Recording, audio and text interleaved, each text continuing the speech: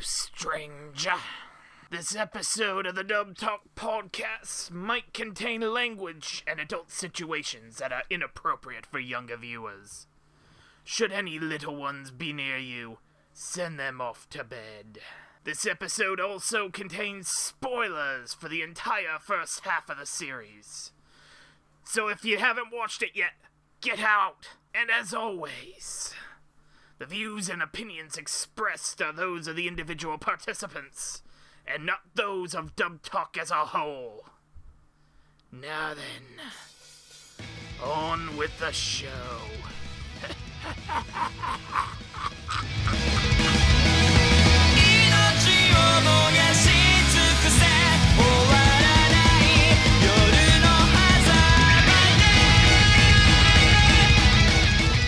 Hello and welcome to Dub Talk, where a band of friends come together to talk about a recent dub announcement or cast. My name is Jet, and tonight I'm joined by Hardy. Howdy do. Black. What am I doing here? What are any of us doing here? My God. Ow. That really hurts. Anyway, where was I?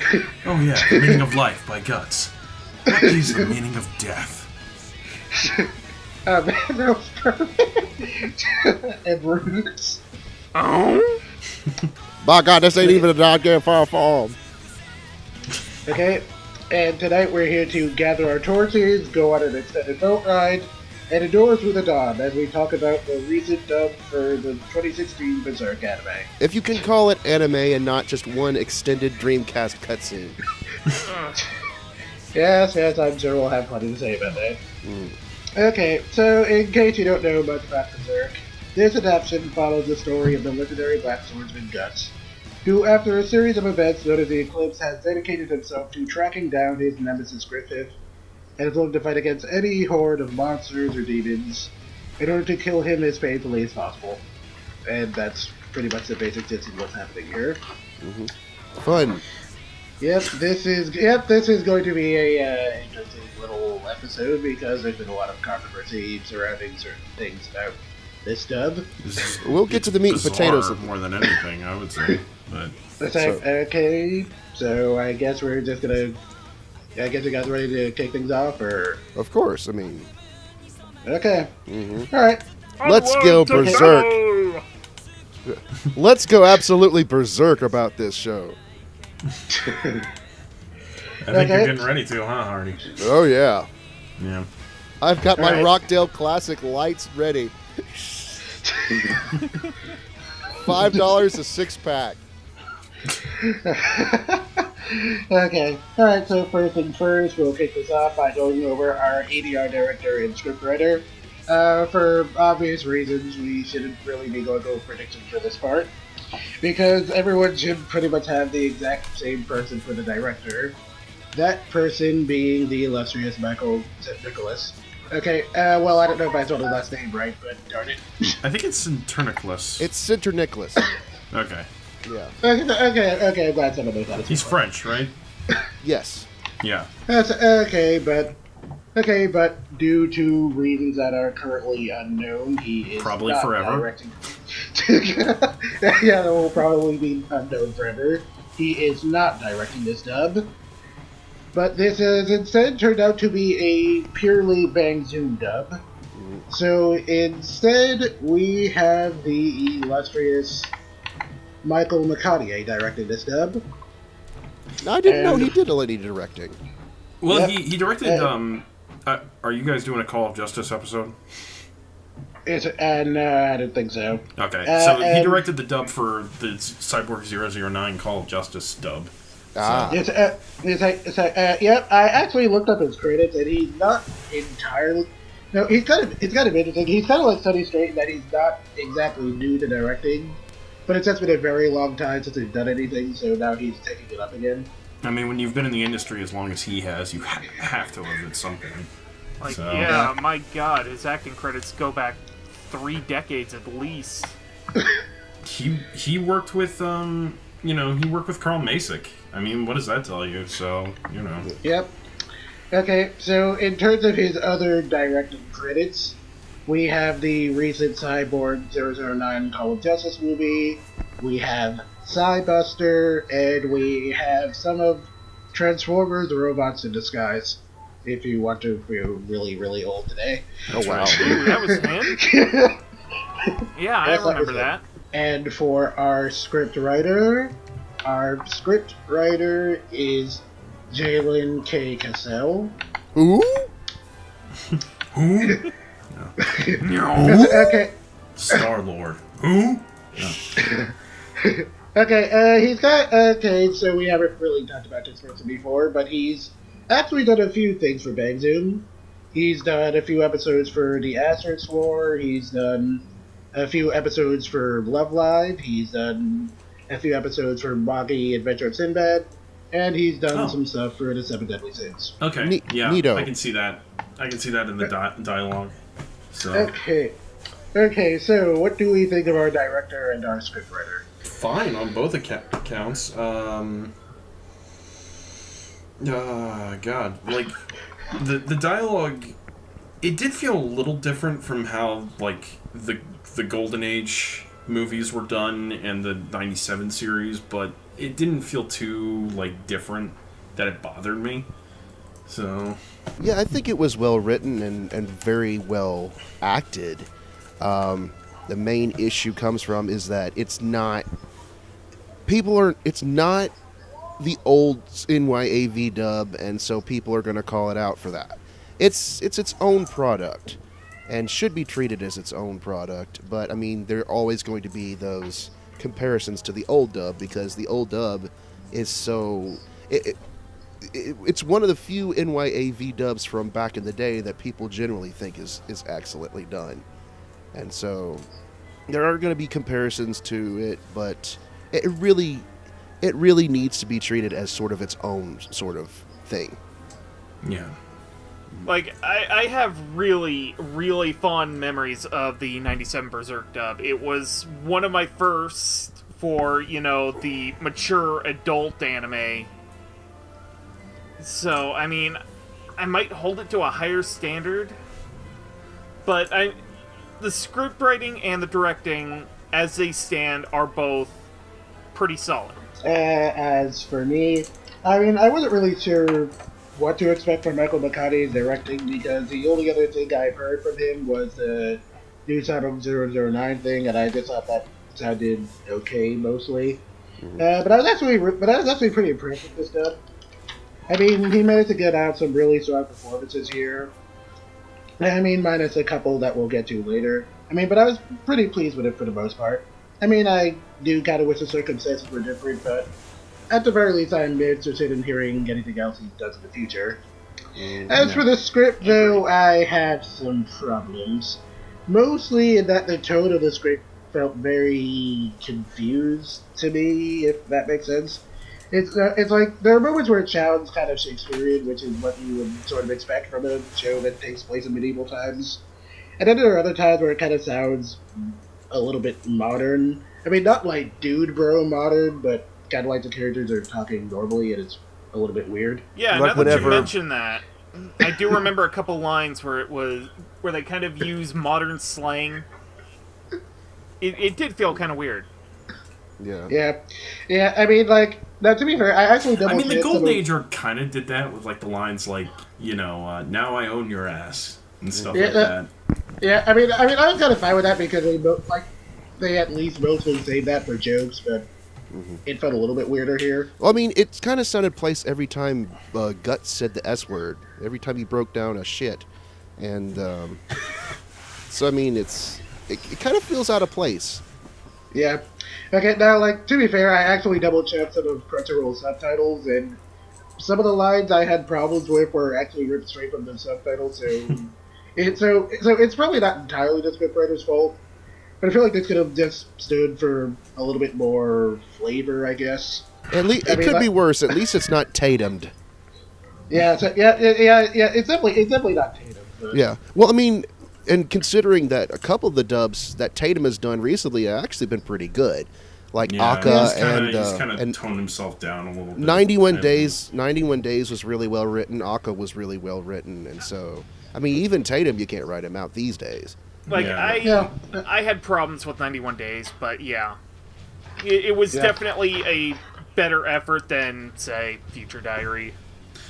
I mean, Before we continue, I just want to take the nostalgia goggles off for a second. The original 97 dub, while it is very well done, it has some rough spots. You know? Without a doubt. Yeah, I mean, Carrie, as great of an actress as she is now, she was a little rough when she started. Yeah, So. well, I mean, she was kind of rough back in the Media Blasters days in general. Yeah. I think my biggest issue with Berserk's dub is that they did not even try to match the lip flaps at times. That's true. But again, early 2000s, nobody really cared back then. Yeah. So, you know. Media Blasters probably had a budget of, like, shoestrings and lint. Yeah. The one other thing I'll say before we move on is that in addition to directing the dub, Michael McConaughey also played one of the Pillar Apostles in episode 3, and that was one of my favorite performances from this dub. So I just kind of wanted to get that as a shout out. Mm-hmm. Who was that? The Master of the Hounds? He was a Master of the Hounds. Okay, yeah. I happen to like that one too. Okay, so I guess we're ready to move on to the actual characters. Move us along, boss. Okay, so going into our actual cast, first we have Rickert, Erica, and Godo. Rickert is one of the last surviving members of the Band of the Hawk. Mm-hmm. And he's one of the Band of the only... Duck. No. Sorry. Yes, the Band of the Duck. On the battle! The Duck Army! It's him, the Silver Duck.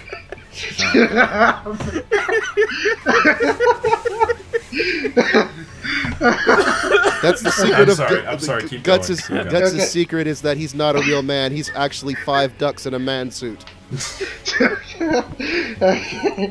Okay, so Rickert is one of the last surviving members of the Band of the Hawk, and he doesn't really know about what happened during the eclipse.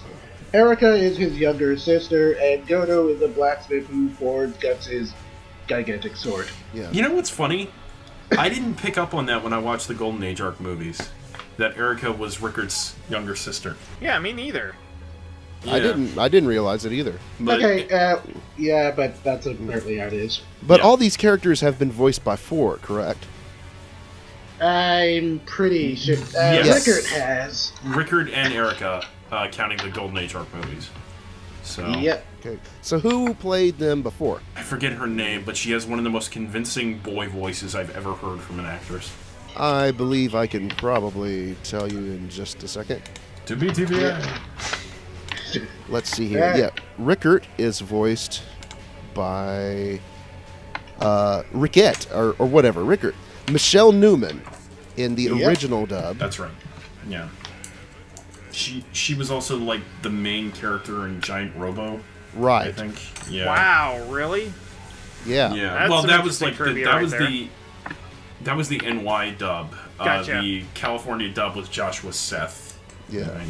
So. Okay, and for Erica, that was... Voiced in the movies. Yep, in the movies, she was... Michelle O'Medlin. Yeah. I don't know her. Yep, I don't know who that is, but... Yeah. Okay. Let me see her credits really quickly. It's basically Berserk, Gokudo, and Tamagotchi. Yep, No wonder I haven't heard of her. Okay, I'm seeing that now. Yeah. Okay, so in this dub, Rickert is played by Erica Mendez, and Erica is voiced by Brienne Knickerbocker. Which is her real name, by the way. Yeah. Yes, that is her real name. And Godo is voiced by Abbott Kedoff. Abbott? No. Hey, Abbott!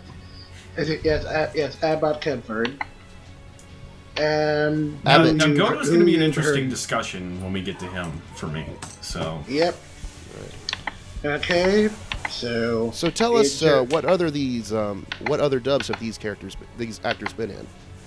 Okay, well, Erica Mendez has been in a nigh impossible amount of stuff to list, but you have heard her.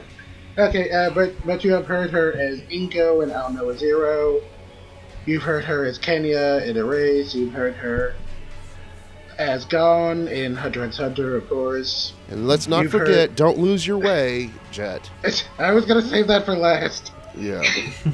Okay, she is Akari in Along the Sea. She is Aladdin in Nagi, and of course she is Ryuko Matoi in Kill la Kill. And she's also freaking Nico Ni in Love Live. That's right.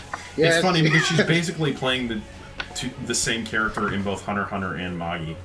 So, you know. Pretty much. Don't forget Nico or you get the Nico Ni. That's right. The Nico Ni. Yes. That's a Nico Nope. Yep. Okay. La-di-da-di-da. It's the father mucking Nico Ni. Okay. Bria Knickerbocker, on the other hand, is a fresher actor who hasn't been in some stuff in a little bit. But you have heard her as Kirin in The Asterix War, Akane in Durarara Season 2. You've heard her as Elisa Ayase in Love Live Season 2, and Chisaki in Along the Sea. That'd be great if I had seen any of that. So I've seen most of that, but... Yeah. Okay, and then as for Abbott Kenford, he goes by some other names. But you have most recently heard him in Mobile Suit Gundam Iron Blooded Orphan as Noblest Gordon and Maruba. And you have also heard him in Hunter x Hunter as Isaac Netero. Okay. Okay, so dots on these three so far. Honestly, this is kind of the unpopular opinion, but I like Erica as Rickert better than the original actress. I don't. I actually disagree with that, but... Yeah. Well, here's the thing. It's because the original actress had a really scratchy, high-pitched voice that cracked a lot, and that affects my condition, for my hearing condition. So okay. kind of found it a bit on the annoying side. So I think I liked Erica's version better, because she still sounds like a little boy, but not one that's going through puberty. So... Yeah, the other two actors, they were fine in their roles. I didn't really have any major complaints with them. So, I think, yeah. On face value, they were all fine. For me, specifically, I think Godo in this case was actually better than the NY dub. Because I was not a fan of the voice they gave Godo in the original dub, because I felt like it was just a guy who was trying to put on an old gruff voice. In this case, it felt a lot more natural. So Rickert kind of shows how far Erica Mendes has come with the little boy voice. I remember being kind of annoyed by her portrayal of Aladdin, just because it felt kind of weird in a way I can't really describe, but coming along with Gon and Rickert, it kind of shows how much she's grown as an actress. And as for Brianna Knickerbocker as Erica, it kind of annoyed me, but I think that was the point. She was the really, really young, latched on to guts by the leg kind of, no, don't go, please don't go again, kind of way. And I didn't really hear enough of Godo to get a To be fair, we never hear enough of Godo. Yeah, Godo doesn't stick around. Yeah, This is I kind of figured.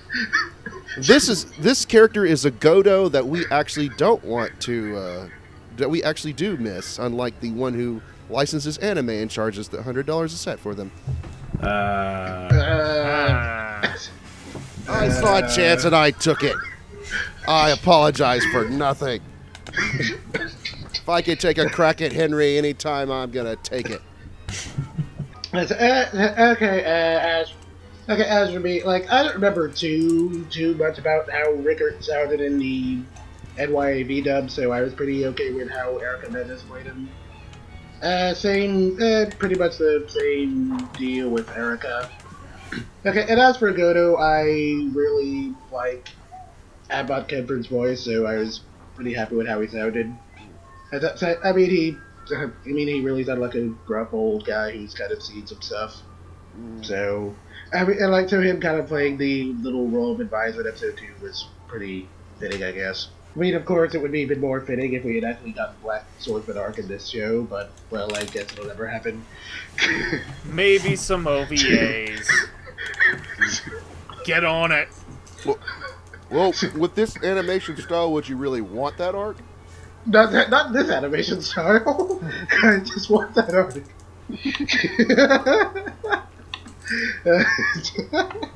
Okay, so is everyone... So any other thoughts, or are we ready to move on? Let's go on. Let's move on. No. Okay, so next up we have Luca and Nina. So Luca and Nina are two young women hard at work in the world's oldest profession. They hoes. I was trying to keep this as classy as possible. I was trying to keep this as PG as possible. Now you're ruining it. Yep. It's Berserk. We're not getting a PG rating. Yeah.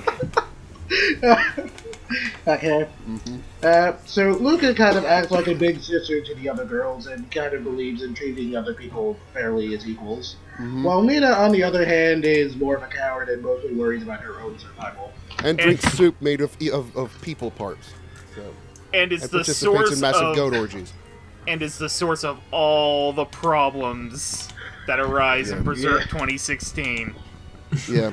Also, she got blood out to VJJ. So did you have any predictions for these characters' roots, or? No. Yep. Uh-uh. I don't remember if I did, so... Okay, so we're just going to get right to it. Okay, so for Nina, we have Ryan Bartley, and for Luca, we have the illustrious Wendy Lee. Wendy Lee playing a sultry older sister type. Who would have thought?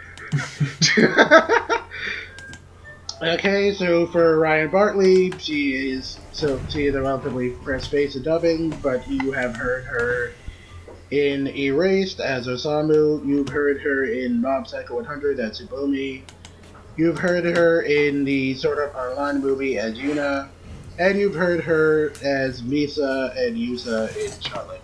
Misa and Yusa? Yeah, yeah, she plays like a character split. Yeah, she's playing the character like a split personality, or who's actually two people. It's really weird. Because it sounds like dialogue from Jar Jar Binks. Yeah, I was gonna say they're Oh, Gungan. damn it. So. Okay, and as Lisa for say Wendy you Lee, got split personality. okay, and as for Wendy Lee, her past credits, we could be here all day going over those, but I'll try to keep it as short as possible. She's Faye Valentine, obviously. Okay, yes, she is Faye Valentine in Tomo Bebop. She is 9 in Blood Lad. She is Lilith in Cyborg 009 vs. Devilman.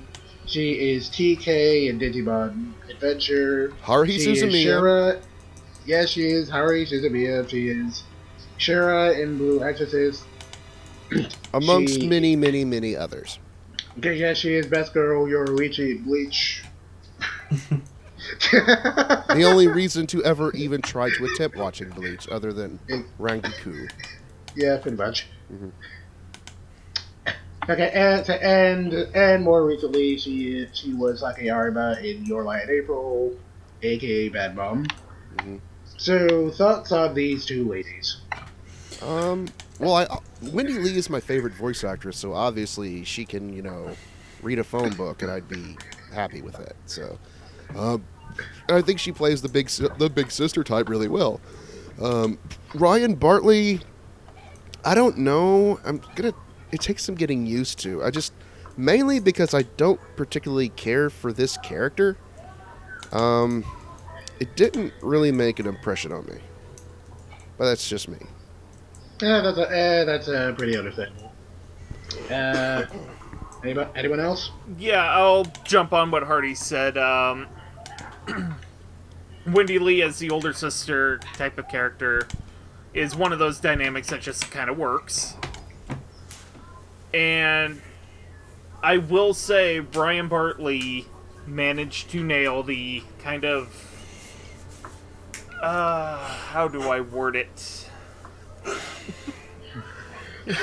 Insecurity? Flighty? She kind of nailed the bitch. Ah.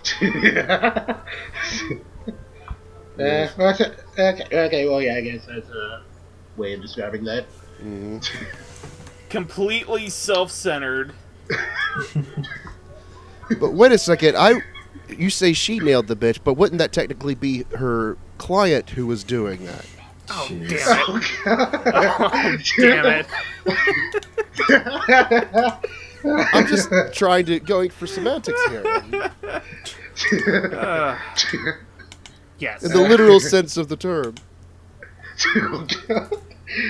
Did you have any thoughts left? Me?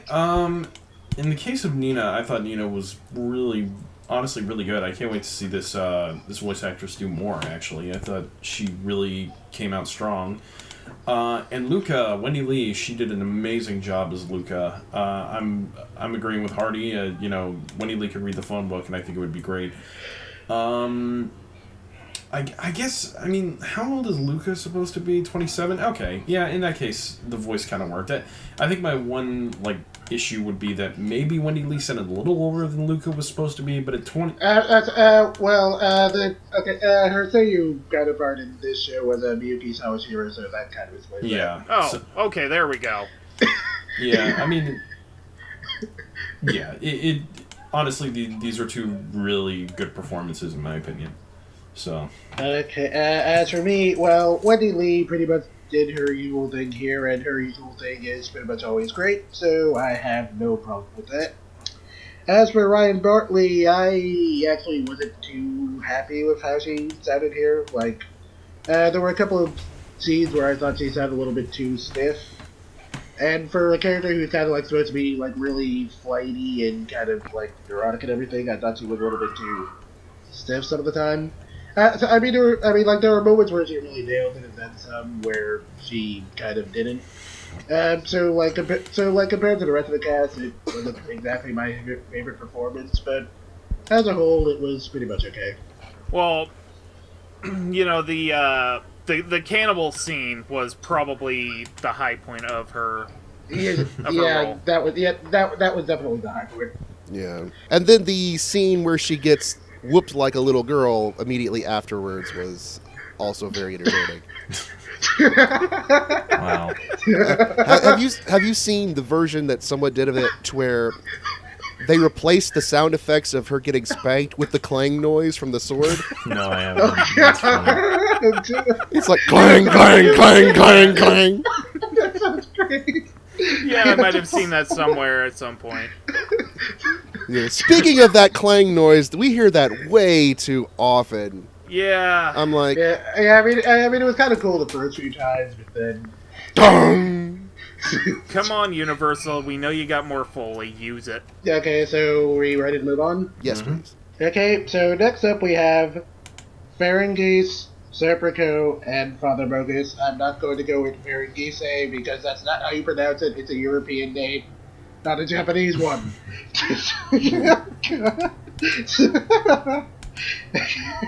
Translation!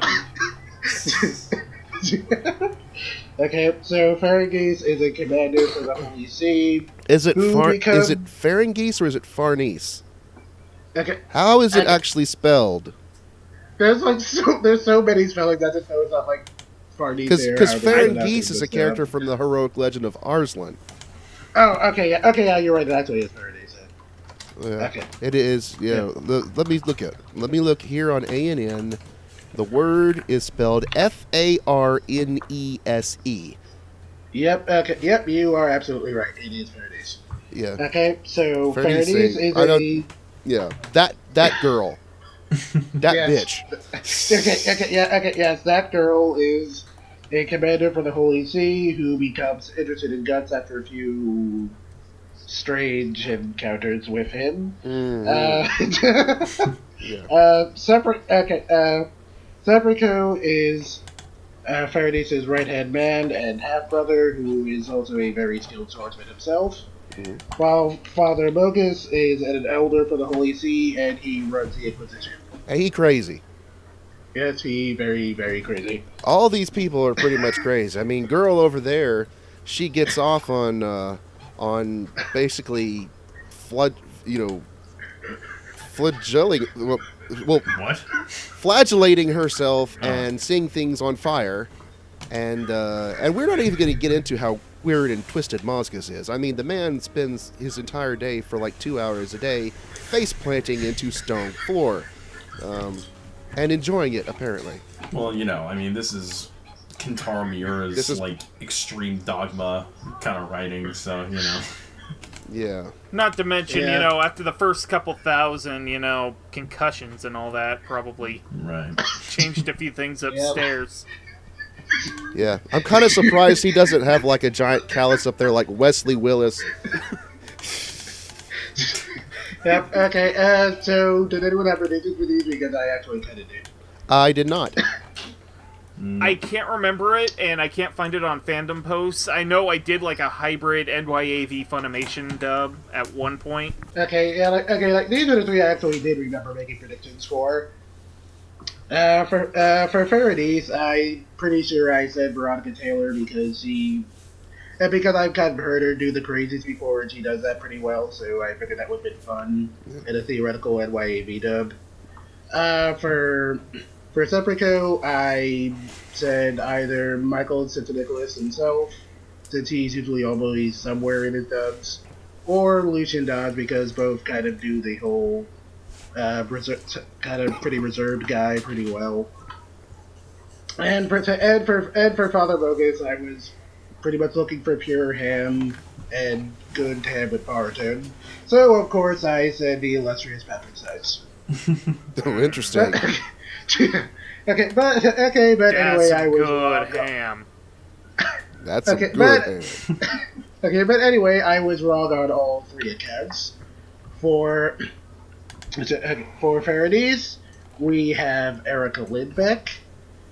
For Serpico, we have Max Middleman. And for Father Mozgus, we have Ray Chase. Never would have guessed it was Ray Chase, honestly.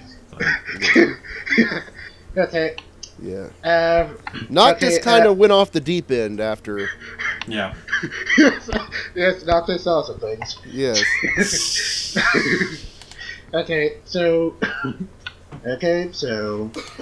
Erica Lindbeck is she's been around for a little while at this point. A couple years. And she has a pretty solid list of roles.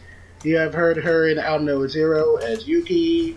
You've heard her in Capellion as Naruse. You've heard her in the recent Hunter x Hunter 2011 dub as Mapnoda. You've heard her in Love Live as Ellie. You've heard her in Mob Psycho 100 as Tsuchiya. Seven Deadly Sins as Jericho. Yep, you can forget that one.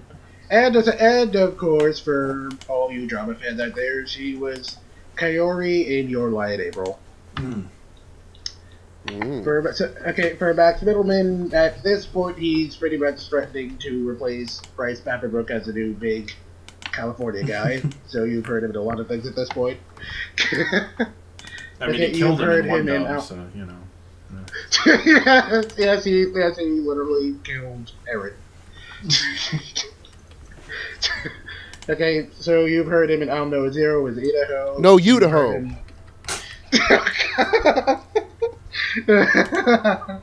And we're gonna let this go our way. Idaho, Idaho. Okay, you've heard him as Yabuki in the Asterix War. You've heard him as adult Konohamaru in the Boruto movie. You've heard him as Haruto in Coppelion. You've heard him as Shijima in Durarara Season 2. He's Yunan in Magi. And of course, let's not forget the one big elephant in the room. Yes.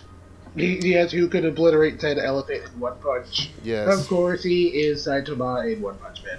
Mm-hmm. And then for Ray Chase, he's been around a while, but hasn't had too many big roles until recently. Mm-hmm. Okay, but besides this show, you have heard him as you in Charlotte. You've heard him as Cyborg 004 in Cyborg 009 Call of Justice. You've heard him as Ace in the Ganba Ganba movie. You've heard him as Tanga in Mob Psycho 100. You've heard him as Graham in Mobile Suit Gundam Thunderbolt. And you've heard him as Hauser in the Seven Deadly Sins. Not to mention that little shit Noctis in Final Fantasy 15. Mm-hmm. Yeah. So, thoughts on these, Ray? Mozgus is out of his damn mind. And I appreciate someone who can play someone that crazy and make it convincing. So I think Ray does a really good job. Mm-hmm. The other two, I think Max is just being his usual really cool, laid-back self as Serpico, which is always welcome. And I also do appreciate how Erica is able to play both the stern, angry sort of military aspects of Farnese, as well as the cuckoo for Cocoa Puffs sexually liberated version of herself as well. So Yeah. she's getting way too close to that sword, I'm just saying. Yeah, definitely. That sword yeah, is in a place it should not go. Yeah, definitely not safe enough for sword. Yeah, you really have to clean that thing off with some antibiotics afterwards. Good lord. Some hand sanitizer, some pledge. Any thoughts, Reeves? Okay, yep, Ray Chase didn't just eat the scenery as Mozgus. I don't know. Mozgus. Like, Mozgus. Mozgus. I think I thought Okay, it there we was go. Mozgus. Okay, Ray Chase didn't just chew scenery as Mozgus. He chomped it down like hungry hippos. He outright face planted on it, literally. And chomped it like hungry hippos.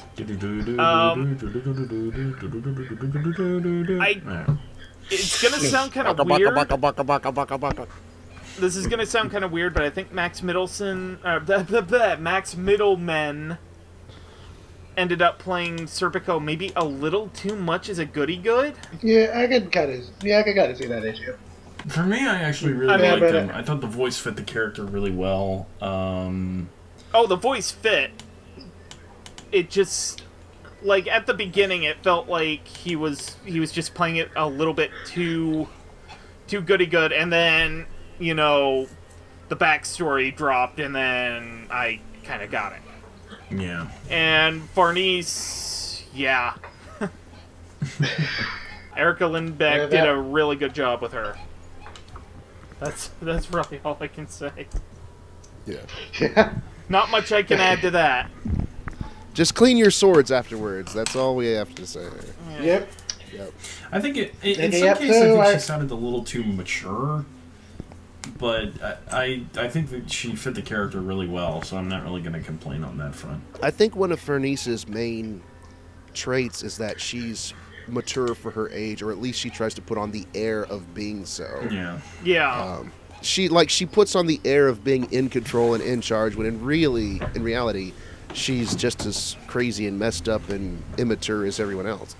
So for me, I was really happy with her in this performance. So Erica Lindbeck did a really good job of making Farnese sound both intimidating and really high-strung. Okay, and I really dug her performance during that bit where she, in episode 2, where she tortures Guts. Yeah. And because because she did a really great job of just making the character sound totally off her rocker, which was great. And she certainly did what she needed to for all the bits in episode 3. Having to elaborate on that, Eddie. Yeah. Okay, as for Max Middleman, I was pretty happy with him as Serpico. And he did a solid job of, kind of being that calm guy who has to deal with his crazy boss at work. Don't we all? And I work with my dad. Yeah, my only real issue with him was that I kind of thought his dialogue sounded a little bit weird. When I complained before about some bits of the dub sounding too modern, a lot of it was kind of coming from his dialogue. Okay, that's fair. Yeah, I don't necessarily blame him, but I guess he could have done It's a little bit more Shakespearean, I guess, if that makes sense. But I understand. Yeah. I mean, okay, and I mean, were him and his sisters nobles, or were they commoners before they rose up the ranks? they're both nobles. Okay, Okay, then okay, yeah. wait, no. Okay, wait, no. She was a noble. He is not. Okay, then Yeah. that kind of explains a few things. And then, Considering he's significantly more down to earth than she is, and Right. much more on his rocker. okay, yeah, I guess think about it that way. It makes a little Speaking more of sense, off but- their rocker, Yep, off their rocker, Ray Chase. That was some grade A quality ham. He put some honey glaze on that thing. He baked it to perfection. Spiral cut it even. Yeah. You could make some I mighty mean- sandwiches off of that ham. Order up. Yep. I mean, at this point, I've heard enough of his raids. I'm not really that surprised when he does something different. But I just, maybe that even though I'm really surprised at how intimidating he sounded here. Like, I mean, like the contrast between those bits where he kind of acts like a loving elder, and then those bits where he just goes completely off his rocker. It was fantastic. There's a lot of It- it- rockers it- in. There's a lot of yeah. rockers in this anime, and Yeah, not a many lot of of them people have. in Yep, Yeah. and there were like, and there were definitely a few bits where his performances like actually kind of really had me shaking my boots for a second. Like, especially at the end when he transforms and you know, he's goading the people into burning Casca. So that bit was definitely pretty intimidating. Like, I just thought of it. Like, I got, what's his name? Frollo vibes from Hunchback of Notre Dame. Froyo, yeah, Froyo. Oh yeah. Frollo. Yeah. yeah, Someone should make an AMV to this to set to Hellfire. Oh, God, that would be perfect. perfect. Yeah, that would be Yeah. perfect. That would be actually. great. That would be so perfect. AMV creators out there, there's this idea, but we want credit for it. So yeah, Ray Chase Just putting that out there. just got compared to Tony J. Thumbs up. Yep, if you could pull that off, you are doing something right. So, Ready to any move other on? Thoughts? Nope. Any other thoughts? Or are we ready to go? Just make sure your swords are clean. That's all I gotta say. Clean and Yeah. disinfect. Okay, so next up we have Puck and Isidro. It's So, Cyrano, Puck- isn't it? And no, this one I'm actually pretty sure is Isidro. It's Isidro. Yeah, it looks like Isidro. Isidro, yes. You are I know. wrong, Jet. Oh, Ye old Europe, it messes everybody up. Yes. God dang it, Jet. It's all your fault. Yes, I take full responsibility this time. Okay, so Puck is an elf who decides to follow Guts around after he becomes curious about him, and he mostly serves as our bit of comic relief. While Isidro is a young vandal who also kind of decides to follow Guts around because he admires his strength, and kind of wants to learn how to use all of Guts' skills for himself. In other words, they're both, comedy bits, Yeah. basically. Yeah, they are pretty much comic relief. Okay, so any predictions for these guys, or nay? Nah. I actually remember my prediction for Puck. Again, I had originally envisioned this as like an NYAV Funimation hybrid dub. So I had Micah Soulsod. What? That's an interesting choice. Okay. Well, I mean, am I gonna have to defend I can- this here? I can kind of see where you might have been going with it, but No, I can't. I'm sorry. I cannot imagine flying little naked Micah everywhere. Yeah, I mean, I yeah. could probably. I'd have to hear it to believe it, but I don't know. Yeah. I think I don't remember exactly who I had, but I think I probably would have said Erica Schroeder for Puck. I can see that. Yeah, that would have made Okay. some sense. If somebody did ask me, I probably would have said Stephanie Shea. So, And that would have been reasonable. Yeah. As for Isidro, again, I don't remember exactly who I had, but I think I said Ben Diskin because he can kind of do the he can kind of do the little nasally boy pretty well. You just wanted Ben Diskin in here somewhere. Yeah. I know that. I know you. Okay, yeah, yes, I probably wanted him in here somewhere, but it also would have been to be dated like kind of number 2, high-pitched nasally, kind of irritating little boy voice. You guys know he was like a teenager when he played those roles, right? Yep, and he can but he can still do those characters pretty well. Okay, fair enough. So. Yeah, I mean, he did it as a Shoutmon in Digimon Fusion, so he can still do that voice technically. Huh. I really need to get to that.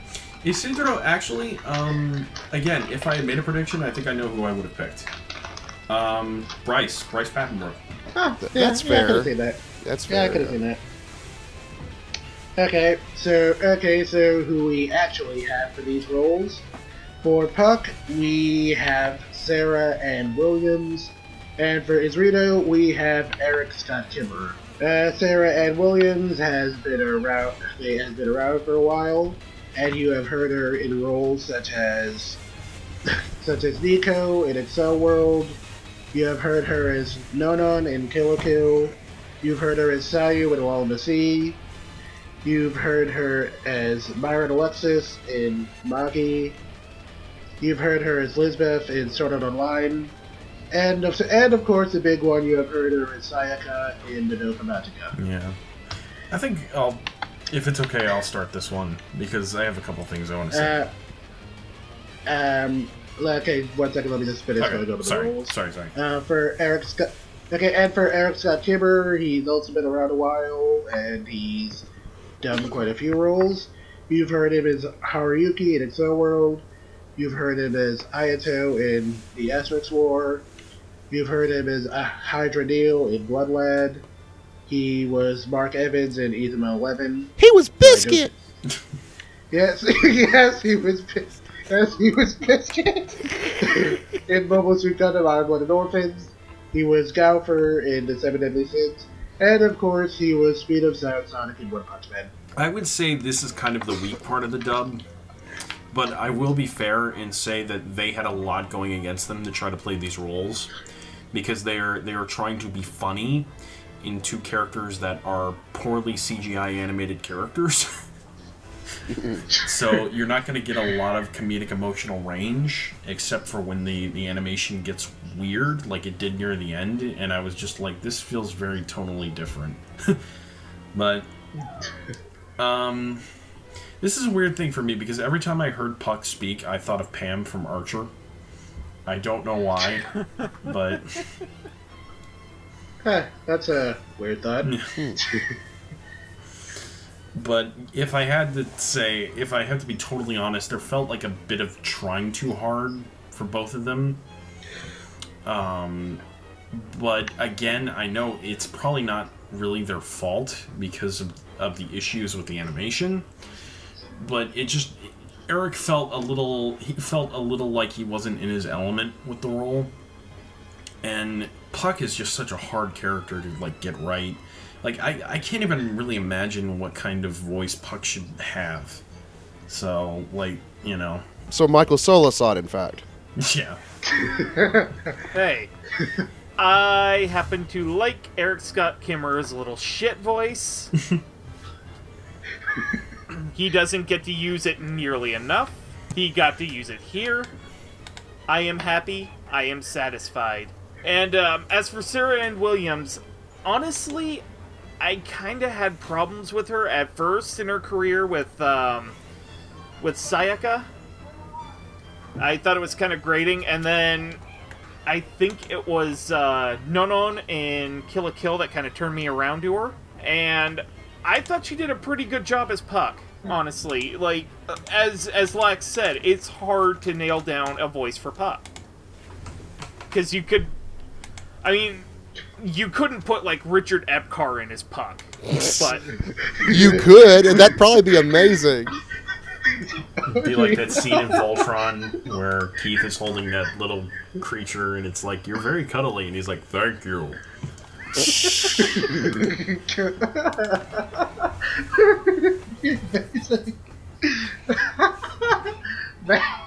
But great. yeah, I'm not there's- gonna be able to get that out of my head.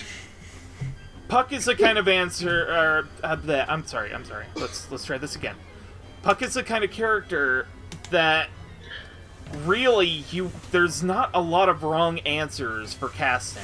Yeah, that's definitely true. I mean, it's a hard character to nail down, but at the same time, there's so many possibilities. Right. Honestly, I think Puck is kind of annoying as a character.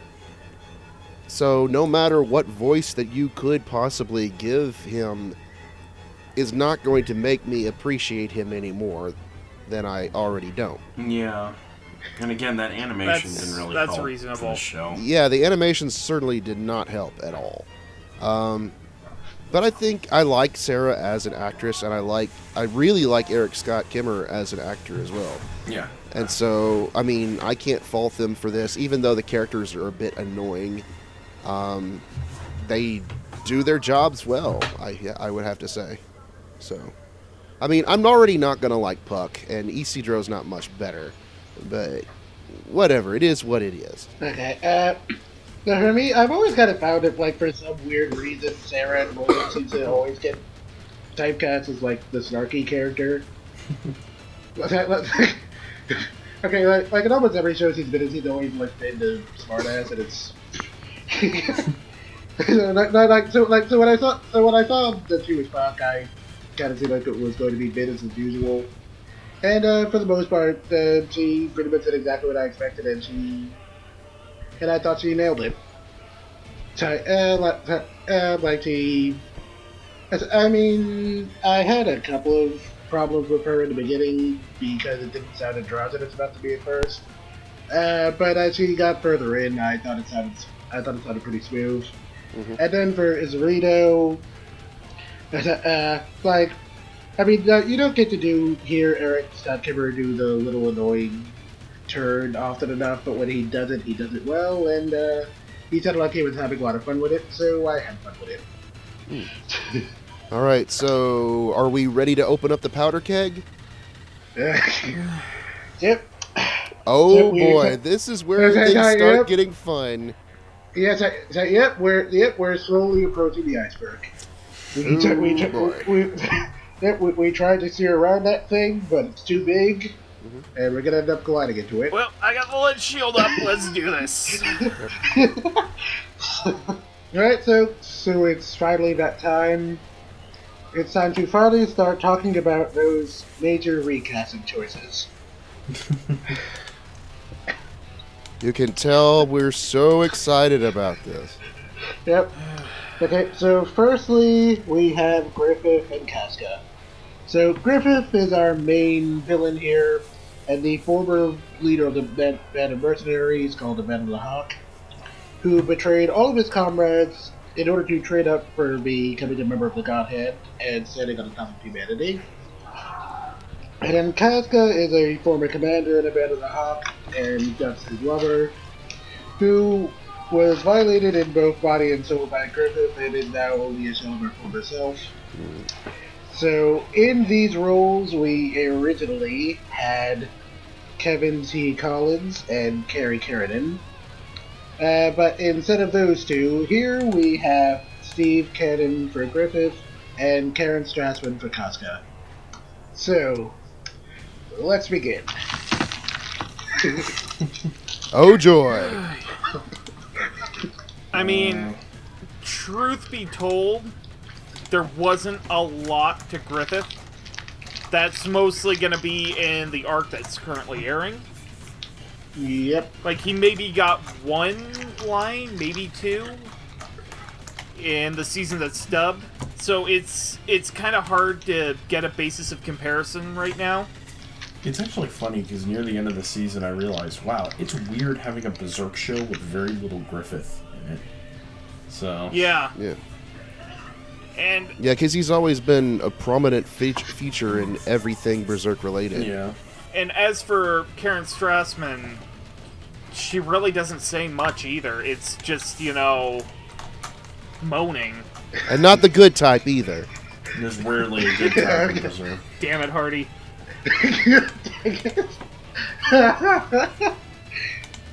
What did I say about keeping this PG rated? We've crossed the R line long ago. Yeah, that's probably true. Mm-hmm. We're probably getting into the NC-17 region right about now. Yeah. Well, the third movie almost. Yeah. Oh, that that was straight up hentai at times. Yeah. Good lord. That movie actually did get an NC-17 rating in Japan. Wow. It did. Like the closest thing to it. Yeah. I mean, at this point in the story, Casca just kind of exists, so I don't really have too much against how Karen Strassman sounded. Mm-hmm. As for Steve Cannon on Griffith, I mean, he didn't have too many roles, but I kind of have to say that, like, in theory, if you had to replace Kevin T. Collins, Steve Cannon Which he did. makes a fair... Yeah, I mean, like, if you have to replace him, I mean, Steve Cannon makes a fair deal of sense, so I'm not, like, bothered by the casting choice. Mm-hmm. But for the few lines we did get, I actually kind of thought he sounded a little bit underwhelming. Yeah, he didn't sound as angelic as Kevin did, and I think that was a problem. Yeah, I mean, it didn't sound like kind of otherworldly, like, Kevin T. Collins' performance did, like... I mean, like there's a certain air to that performance where, like, every time he spoke, you could just kind of, like, feel he had a whole lot of presence in the room. Yeah, like you could believe he could command, like, the world. And Steve Cannon so far just kind of sounded a little bit too normal, I guess. Yeah. I mean, again, Griffith doesn't have a whole lot to do until the arc that's currently airing. So would you say that Steve Cannon was a misfire? Ooh. I'm here all week, folks. Unfortunately. I just have to ape what you guys are saying. That it's unfairly compared to the old dub, but right now we really can't make too much of an assessment because they don't really say a whole lot. I think Casca has like 1 or 2 lines in a flashback where we actually get to hear her actually say dialogue, and the rest of it is just, moaning like a brain dead zombie. And I mean, it's unfortunate that they had to be recast, but considering how little they actually speak in this season, it's not that big of a deal. No. I have to say, yeah. No, the big deal is coming up next, which It's kind of a big deal. Oh boy! Actually, are we gonna talk about Skull Knight? No, because his Well, he no, wasn't his voice actor credited. wasn't changed. Oh. His voice actor wasn't changed, so there's no need to go over Okay. that. Yeah. Yeah, I mean, not to mention Skull Knight is Funimation. a weird aspect of this dub because it really makes you scratch your head and wonder what was going on exactly. No, he wasn't recast, and then the King of Midland also wasn't recast. So Really? Yeah. There were a few actors who made their debuts in the movies who actually got to keep their original voice actors, which makes me believe that there was some drama going on behind the scenes. Yeah. Which I don't really want to get into. Yeah. No, because this isn't the place for it. this is not the place for it. But something fishy was going on. Okay. Yeah. So are you ready to get to the big one? Mm-hmm. Oh Aye, boy. Yep. So we come to the center of this here iceberg. And the biggest source of controversy for this dub with our lead character, Guts. Guts is a legendary black swordsman who was once a loyal commander of the Band of the Hawk, but after being betrayed by Griffith and made to pursue an endless horde of monsters, he has now dedicated his life solely to killing Griffith as painfully as humanly possible.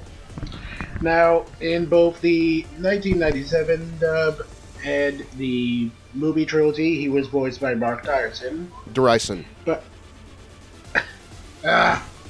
Well, actually,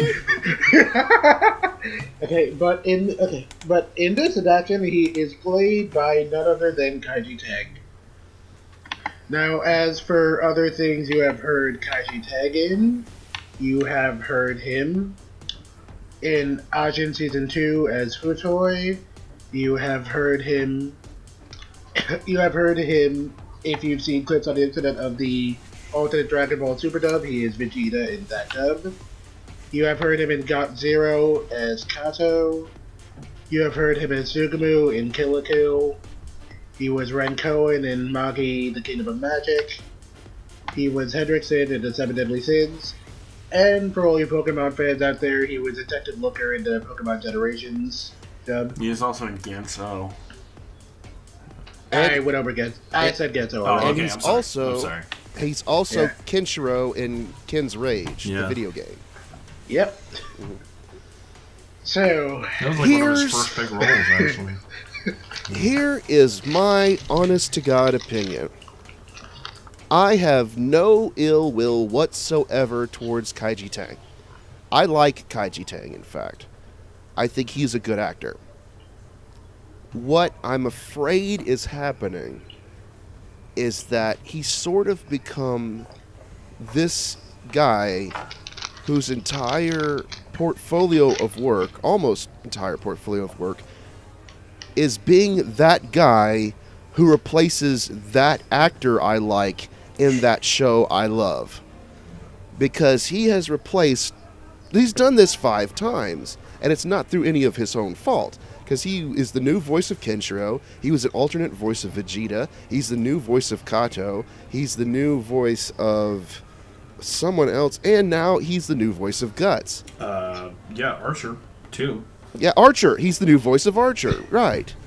And I like him as an actor, but when you compare him to the likes of, say, Lex Lang or Chris Sabat or Liam O'Brien or Mark Derison, it's like he's everyone's sloppy seconds.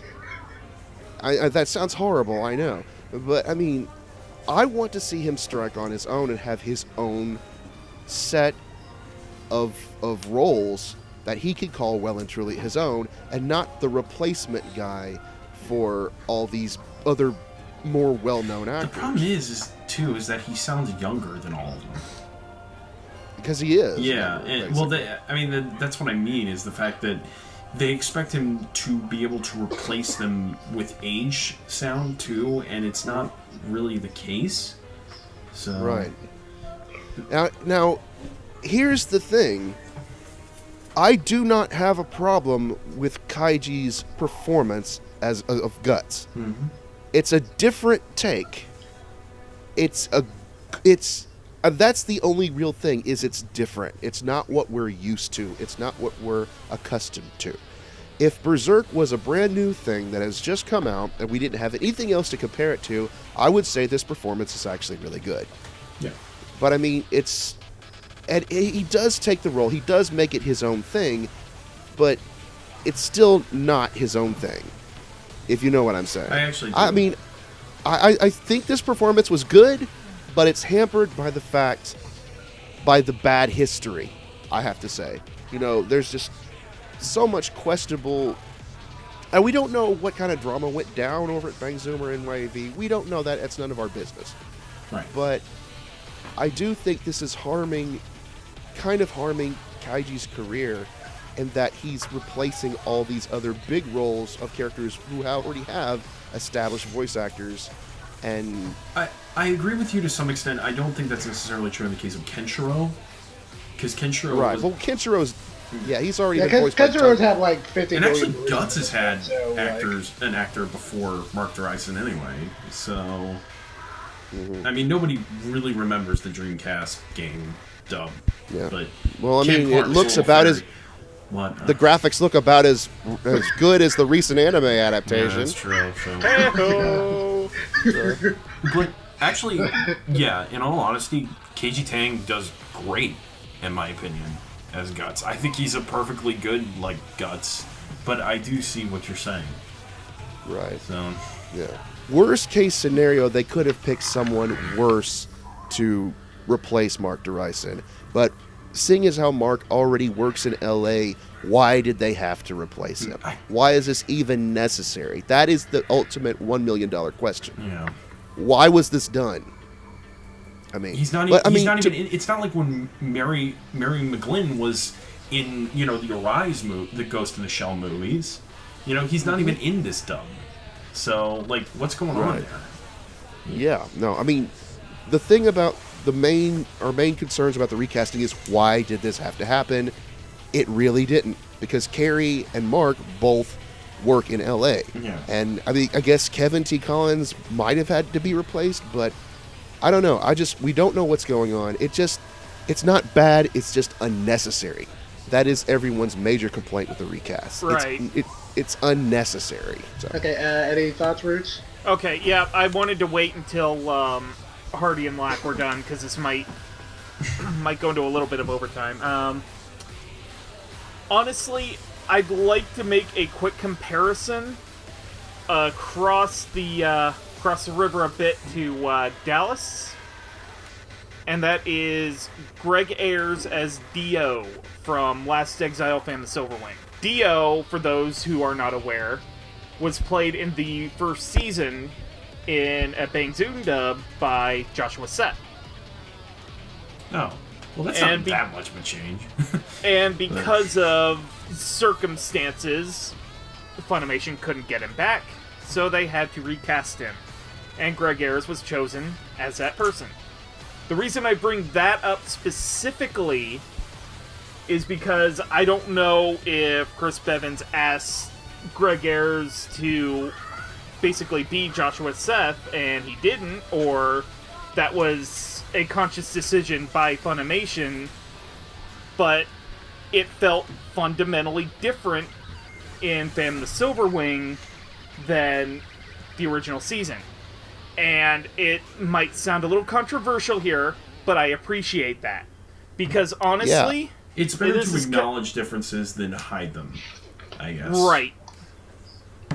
It's one of those things that irk me when a dub has to be recast, and it's just basically, just play it like the other guy. And that's what I get here with Kaiji Tang as Guts. Does not play it like Mark Derison did. And I appreciate that.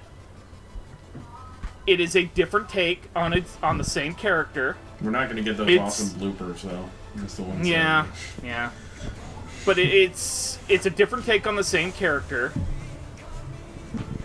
It's actually, on its own, pretty good. I'm not going to compare it directly to Mark Derison's performance, but Kaiji Tang's Guts can stand on its own. When you have to recast a dub and it's just basically everybody playing the guy who played it before, what's the fucking point? Yeah, that's true. Why did you not go for the original people? And if it's for financial reasons, that makes me feel really weird about it. Yeah, I can understand that. All right. Yeah, it feels like you're being cheap in that case. Right. Yeah. Like, if the original actor dies or is retired from acting, that's one thing. That is a completely understandable thing. And while we don't know the circumstances that led to Crunchyroll taking the Berserk dub to Bang Zoom as opposed to NYAV Post, it feels weird. Actually, were the movies recorded at NY? Yes. Yeah, they were. Oh, that's interesting. Okay. Yes, like I recall, Michael Nicholas was saying at a con that he really wanted to do those movies, and then at that con someone said, "Oh, Biz likes this." Yeah, and then they brought. I think they brought their phone up to him, and his eyes just beamed up. Yeah, well, which is interesting because Japan actually recast the entire cast for the movies themselves, and so they were afraid that they were going to do it again here, but. Viz Media actually went out of the way to get all the original cast back, or as many as they can. There were a few recasts with Crocus and Pippin, but it wasn't to this extent. And the replacements that they got for those two actors were actually very good. Right. Right. Yep. Jet, do we dare ask your opinion? Yep. Okay, so here's my thing. I like Kaiji Tang. I mean, he's a pretty good actor, and I've enjoyed him in a few things. Okay, so my main issue here is that, like, Kaiji Tang kind of has, like, a very distinct voice. And it's kind of interesting that Roots brought up Greg Aries, because it's kind of similar that, like, once you hear his voice or something, it's kind of hard to disassociate his actual performance from whatever role from his voice. Mm-hmm. And sometimes you kind of, like, hear the voices of the character he's playing. So, and that's kind of the issue I felt happened here, like, a lot of the time I kind of felt like I was hearing Kaiji Tang more than I was hearing Guts. And it was a little bit distracting, like, I mean, like, while a lot of Guts' character is kind of angrier at this point in the story, there's also, like, a lot of times where he's, like, a little bit more kind of sarcastic or laid back, like, for crack, like, some black jokes or something, Mm-hmm. like some black humor. And I felt that a lot more, like, Mark Narayanson's performance. Yeah. And there were a few moments here where, like, I really feel like Kaiji Tang kind of got it, like the opening bit in episode 3 where he's surrounded by all those soldiers and he, like, starts cracking all these jokes. But there are a few moments where I thought he got it, but... And as far as his actual performance, it's mostly fine. I don't have any problems with it from a technical standpoint. It's just, for the most part, it just didn't really feel enough like Guts to me. Or at least that's like how I generally envision Guts, I guess. It's a different take on the character, and it is very distracting having listened to Guts for almost 20 years now, and having him be a certain way, and then having him be entirely different all of a sudden with no real explanation. It can be very jarring. So any other thoughts on this, or? I think we're ready to move on to final thoughts. Yep, so time to move into final thoughts. All in all, it's a good dub, but it's held back by some very unnecessary casting changes, and we don't fault the new actors at all. They are doing a good job at what they're doing. Mm-hmm. We just have to ask why. Why did this happen? I mean, and I know it's probably none of our business why it happened, but it is fair to want to know why these changes were made. And yeah, that's all I gotta say on it. Yeah, it was... For what it was a great dub for a very, very messy show. Both in its subject matter and its animation style. The question of why does linger in regards to the recasting. I don't hold that against the actors. I really don't hold it that much against Bang Zoom. But I do, like Hardy said, I do wonder why these recasts had to take place. That's really just the ultimate question there is what exactly was the thought process behind recasting the three main? Because nobody was clamoring for a new cast, you know? I mean, the other people seemed pretty happy when they got the old cast back, and Yeah. like those movie trilogy dubs were pretty well received, so it really just a question of why. And it just leaves a bad taste in your mouth because you're just thinking to yourself, like, they have to be the ones now who are in the not too good anime, you know? Yeah. Yeah, I mean, it's already kind of unfortunate enough with the way this show looks and some of the problems with the adaptation. And I know a lot of people were saying that the one thing they were really looking forward to was seeing like the old dub cast come back. So when this happened, it was the controversy was pretty understandable. Yeah. It kicked the wind out of everybody's sails, really. And for it to happen just with no real explanation was sort of like...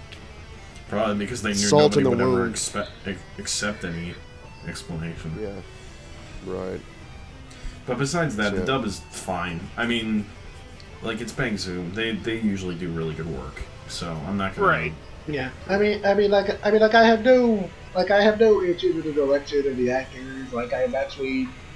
I'm curious to hear Michael McConaughey direct something that's actually his own.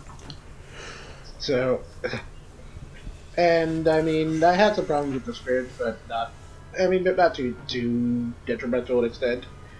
I mean, ultimately the problem here really just kind of comes down to these casting, these new casting choices, why it had to happen. But ultimately, we're never going to know the reason why. So we're just all left here with a bitter taste in our mouth, I guess. There we are. And on that note, does anyone have anything they want to plug really quickly, or? Not really. We don't want to end on a depressing note. So somebody say a dirty joke. My love for you is like a truck. Berserk. I had to do it. And because I gotta do it now, because I did it in the Anime Boston video, and I did it in the Overlord episode. I'm from Maine to Bob. This ain't even my goddamn final form.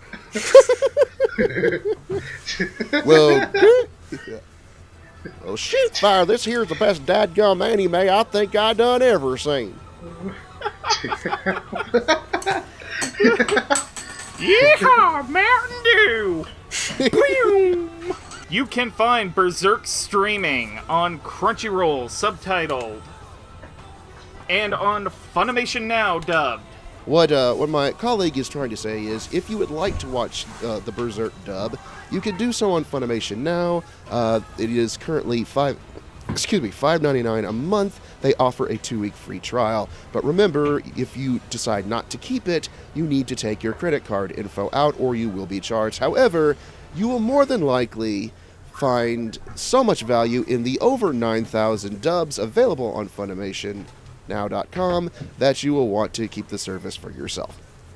Shameless plug. Is that basically what you were saying? That was basically what I was trying to say. And, as I said in the Overlord episode, I will go a little more comprehensive on it, but I did want to quickly bring up Verve, $10 a month. It gives you access to Crunchyroll and Funimation, as well as some other channels. And there are also additional channels that you can pay an additional amount of money for. Yes, just be aware that they do not currently have subtitles for on-screen text, so shows like Drifters, Devil is a Part-Timer, and Ping Pong are almost impossible to watch, so do be aware. But that is an issue they are aware of, and they are working on. Yeah, and to end on that note, I guess we're ready to call it tonight, and until... Okay, and we'll see you in 10 years when we finally get off that dang boat. Oh, right, we are still on the boat, aren't we? Guts When got did we off the get boat, on? Yeah. got on a goat. You've been off the boat for years. Like, He's on a boat. He's on a boat. Take a good hard look at the mother boat.